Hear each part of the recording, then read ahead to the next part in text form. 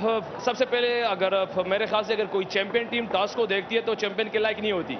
उन लोगों ने यही किया है, वो टॉस हम जीते मगर वो चैंपियन की तरह वो खेले, डिजर्व करते थे क्योंकि हमसे मिस्टेक हुई है, उन मिस्टेक का उन लोगों ने फायदा लिया है। तो मेरे ख्याल से श्रीलंका की टीम डिजर्व करती थी, जिस तरह उन लोगों ने मोमेंटम पकड़ा है, 58 पे 5 थे, उसके बाद मोमेंटम पकड़ा है, सारा कुछ अपने हाथ में ले गए, फिर आती हमें अर्ली ऑन प्रेशर में डाला। तो मेरे ख्याल से वो डिजर्व करते चैंपियन बनने के।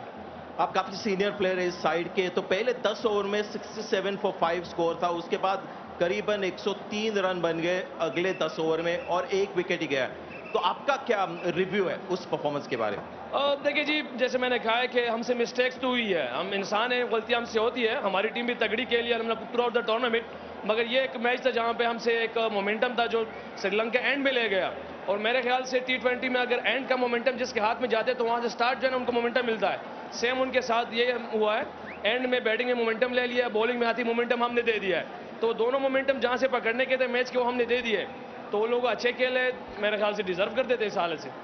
हार्ड लक आज की रात के लिए, लेकिन टूर्नामेंट में आपकी बहुत बढ़िया परफॉर्मेंस रही, उसके लिए कांग्रेचुलेशन। थैंक यू जी, थैंक यू।